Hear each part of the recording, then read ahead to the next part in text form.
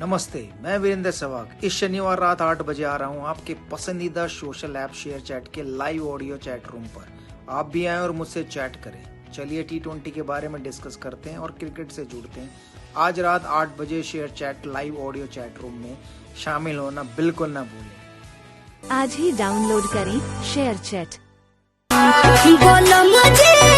आके जरा दे मनवा जानवा बोलो मुझे आके जरा दे मनवा जानवा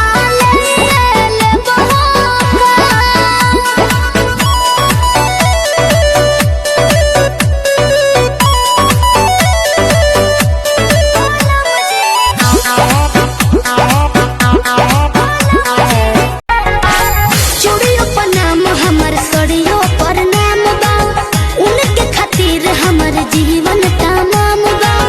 सरग पूरा द मोरे मनवा के सरग पूरा द मोरे मनवा के गोदा गोदा खाली फाइन गोदा नहवा से बोले हथवा को ना हम सजनवा के बोले हथवा को ना हम सजनवा के बोले हथवा को 10 लाख रुपया नगद गिनाइल ऊपर से एगो बोलोरो दियाइल नहीं खाना बनाएब तो मरबह का भइल बियाह मोर करबे का पति देव को सताना अच्छी बात नहीं है। दोपहरिया है राजा अभी रात नहीं है मेहरा रुमाने कोई दाल भात नहीं है दोपहरिया है राजा अभी रात हमरा ग्लोब वाला फील दे गोइल जानियो कर गलिया के तिल ले गइल हई रील वाली यार बाहर दिल ले गइल जानियो कर अब तो कमर के नीचे भी उठल लागत ये छोटी तहरा चोटी से बड़ी बड़ी यारी जानी कोरा अब ही तो छोट बटी कोढ़ा ले जाई जाने कोरा बेरी बेरी छुआ तानी होई का बेरी बेरी छुआ तानी होई का हे राजा तू तो जवान हम लइका हे राजा तू तो जवान हम लइका बतिया बुझी अरे हम भी दबंग है जी इतना हल्के में ना लो ठीक है बात आवा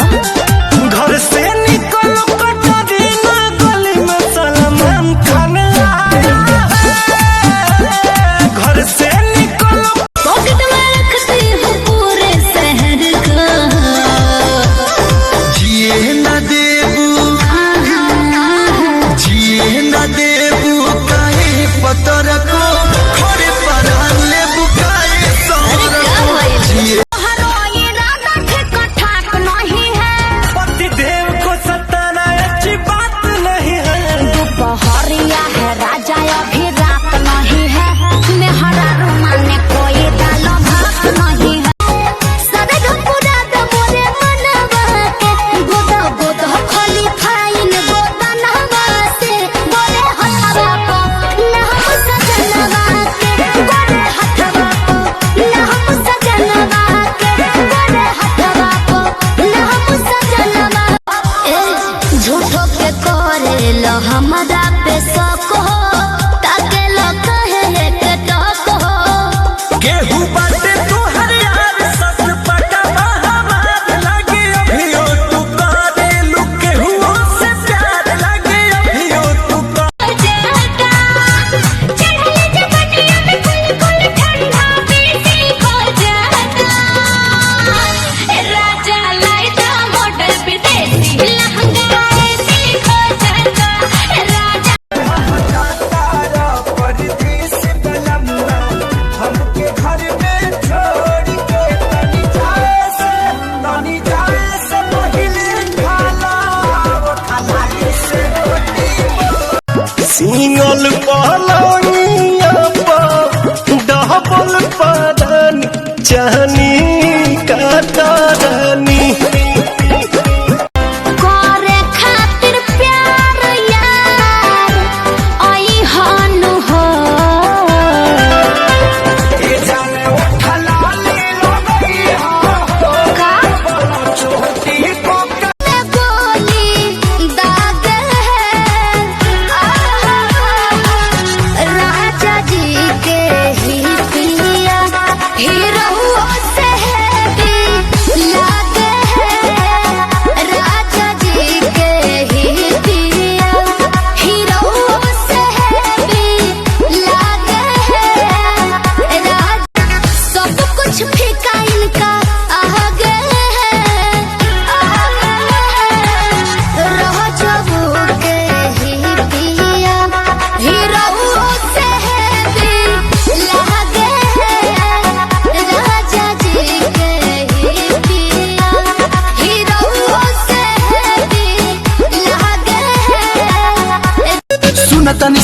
तुहार सेट भइल का हो?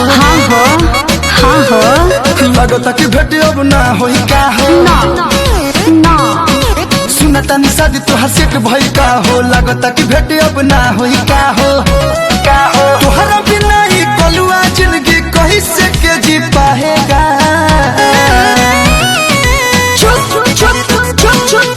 चुप रहा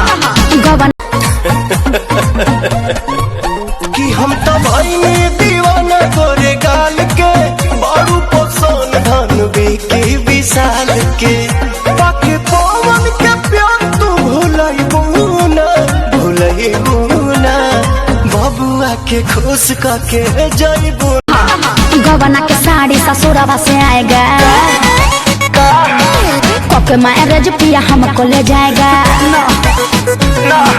कोके मैरिज पिया हमको ले जाएगा कहवा ससुरा चल जाइबू? हाँ मजा कहेला मान जा ना मिलने में साला पकड़ाने का डर है 0 किलोमीटर ला भरवा का घर है 0 किलोमीटर ला भरवा का घर है रिस्क तो बहुत है पर प्यार का तो चल तो लागे आधे हीरोनियन आधे है ऐठे तो लागे ले घिरनियन हे कर कह मरला पकौवा हे कर चुनरी झलकौवा ताही चाहे राखी के कर मजाल बाकी बोल दिए साथी गोरखपुर से पटना में पियावे के बोल बहला हो डर के करा से बा कमर के चोल बोलती पहला हो डर के करा से बा कमर के चोल बोलती पहला हो डर के करा मुँह बाल कर हमरो के कुछ कहे दे कुछ कहे दे अबे बात करे रे बगली रहे दे अबे बात करे रे बगली रहे दे तोरा मेरा नारी वो पहिले सहे